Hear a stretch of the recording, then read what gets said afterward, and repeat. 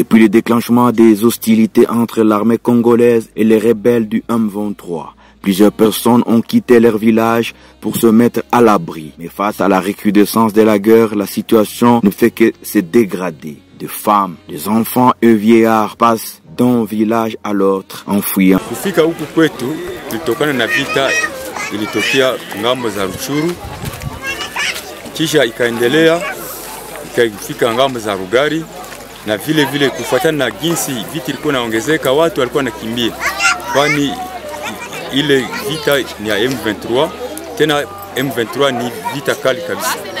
Ils sont plusieurs milliers de familles de déplacés de guerre installés dans différents sites. Ils ont afflué les territoires de Nyiragongo, vivent difficilement. Les humanitaires tentent de les soulager, mais le besoin est énorme. Ces déplacés tentent de construire des abris provisoires à l'aide des sacs de plastique usagés, des débris d'emballage, de vieux vêtements et des moustiquaires. Kabisa kwa hali mbaya. Juu wakati huu ni wakati wa mvula hii miezi ya 10 na 11. Watu hawana kitu chochote, makao hakuna, chakula hakuna, mpaka leo hii hakuna msaada wote tuliopata. Depuis de cette souffrance qu'endurent les habitants du Nord Kivu, particulièrement du territoire de Nyiragongo, les rebelles ont dessus le ton en occupant plusieurs villages. Du coup, le nombre de déplacés ne fait qu'augmenter. C'est chaque jour que d'autres arrivent à Nyiragongo dépourvus de tous leurs biens.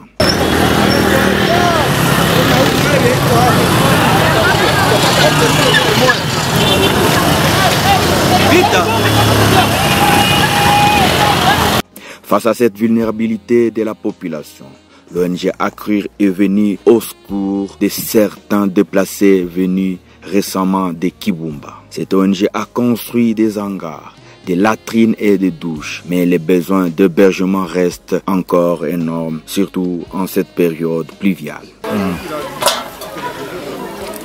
Nabuze nico nabanda turyo ndakabashe ndakunguko gutekamo ndasani yo kuriraho ndiho nabi mbese ndakigenda turapfuye. Pour comprendre les conditions difficiles d'hébergement, notre reporter s'est approché d'Accrure. Aussitôt arrivé sur le site à Bouvira 2, à l'entrée on voit à droite les hangars et 2 grands tanks d'eau avec un système de distribution.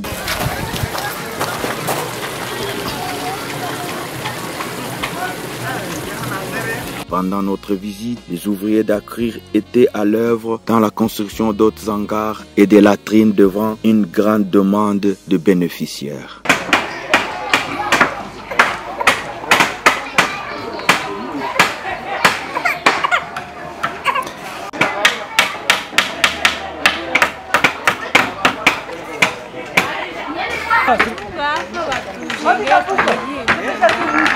Ushapata déjà?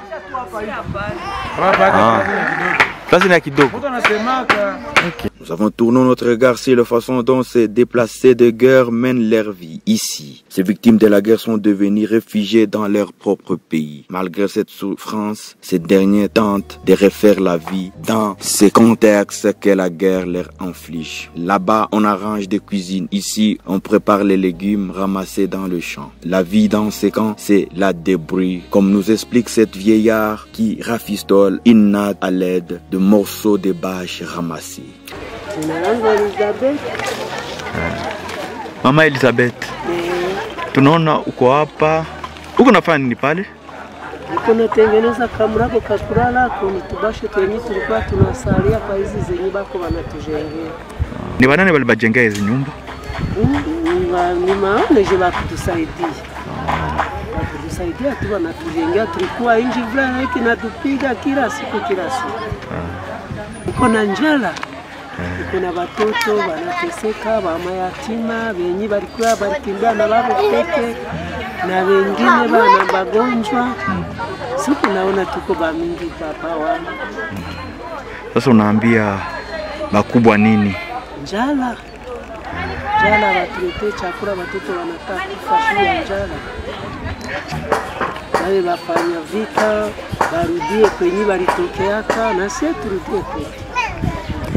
Que fait Accrure dans ces sites depuis son positionnement à Bouvira. Cette ONG locale intervient dans ce site avec le fonds du gouvernement de la République démocratique du Congo à travers son ministère humanitaire. Ils ont le mandat, entre autres, de construire les hangars et d'intervenir dans les roches comme le soulignent tour à tour les équipes d'Acrir rencontrées sur le terrain. L'ingénieur John, je suis superviseur des travaux techniques chez Acrir. En fait, je supervise tous les travaux de construction partout où nous obtenons les marchés avec notre partenaire qui est le gouvernement national. Donc, présentement ici, nous avons construit 20 abris qui sont totalement occupés. Les besoins sont encore là-bas, mais nous sommes limités par les moyens. Nous avons aussi construit 110 portes de latrines et 36 portes de douche pour les déplacer. Donc présentement, nous comptons à peu plus de 1000 ménages qui sont hébergés ici. Donc c'est ça. Et puis nous avons notre système d'approvisionnement à nous qui est opérationnel aussi. Je suis ici comme encadreur chargé de l'hygiène. J'encadre nos bénéficiaires ici, nos réfugiés, comment éviter la contamination, comment éviter les maladies du nez sale, comment faire l'hygiène des toilettes et des douches et même l'environnement. On a acheté des lave-mains avant de quitter la toilette, ils font se laver les mains. Je vois ils sont en train de faire ça. Je dis vraiment, avec le temps, ils vont améliorer leur hygiène. Le roche, c'est d'Acrir.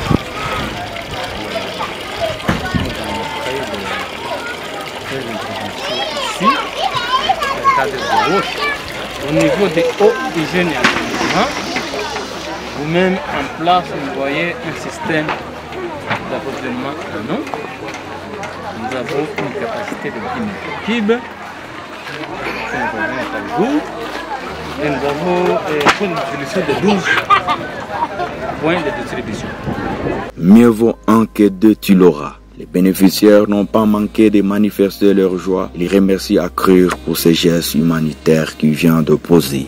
Kusema nilifika hapa kwa hali mubaya, juu tulisikia mlio masasi ya mingi, tukisikia sememe ventrisha kamata Kibumba, na sisi tukakimbilia hapa Kanyaruchinya, ndio tuko hapa. Tulikuwa nalala nje, bakubwa bakekutana na tuko nalobania nje, mvua iko nanyesha kila siku, baketusaidia maangari, njoo hapa tuko nalala nje, tuko nalala mu maangari. Asante, Mungu awabariki. Kuru Mungu jugu kuna tusaidia mai, banatupatia madushe, banatupatia mawese kusema tuepukane na magonjwa, njoo pale kunzi tunaishi. Mimi ni mkimbizi kutokea upande Kibumba.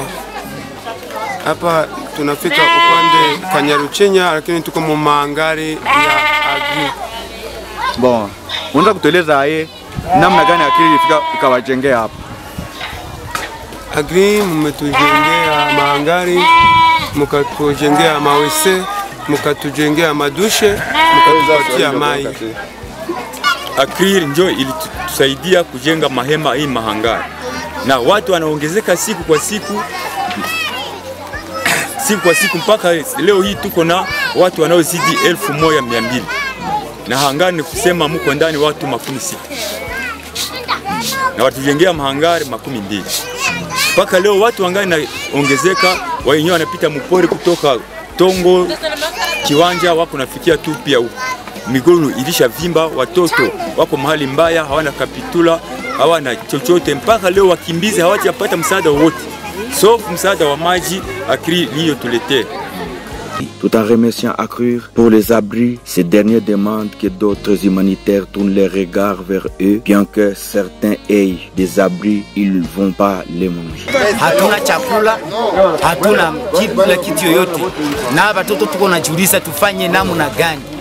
Sasa usie wenye tulikimbiaka na tukawaza kia tunafika mbele za wakubwa yetu, tunalalamika sasa. C'est pourquoi si hawezi tuhangaikia, baangalie hii jamaa zenye zinaonekana hapa msiti ya Uvira makao kaka hapa More 13 akrire njo yenye itujengea tangia itujengeye, hakuna kitu chenye haya tutumia na zengine maoni isha haziafika hapa. Eske hizi mabashe njo zenye tutakuraka au sisi tunahitaji msaada ya chakula? Au regard de la situation, ces déplacés vivent dans des conditions d'hébergement difficiles et d'autres vivent en calvaire sous les intempéries pendant cette saison pluvieuse. Et par manque d'aide humanitaire, ces derniers demandent au gouvernement de chasser les rebelles dans leurs villages pour qu'ils retournent chez eux et de s'occuper de leurs activités quotidiennes. Magumu tunayopitia kabisa ni shida ndefu tena ngumu sana. Ukiona hali ya watoto, wazee, wazazi, wanamke wanao na mimba, wote kabisa wanateseka. Tangu tarehe 10 hiyo hatuyapata hata veri moja ya mchele au humanitaire mmoja kuja kutusaidia, na gouvernement vile vile. Tuko kabisa, mtoto analala njaa, mama pia, wote kabisa kwa ujumla hawana kitu. Na wengine walitoka nafasi zingine walikuwa nalala munjia mamustike na hema. Vraiment hakuna kitu chochote. Tunaomba gouvernement au wa humanitaire kuja kwa haraka, kwani watu watakufa na wataishi juu ya njaa. Kufuatana na mateso tunayopitia, ingelikuwa heri wale wapiganaji wa vita waache kuangamiza raia wa Kongo, kwani wako nchi yao, lakini wao wanaendelea tu kuangamiza. Wangesitisha vita, kwa msa amani narudia, tunarudi kwetu, tunaona jinsi ya kujenga nchi.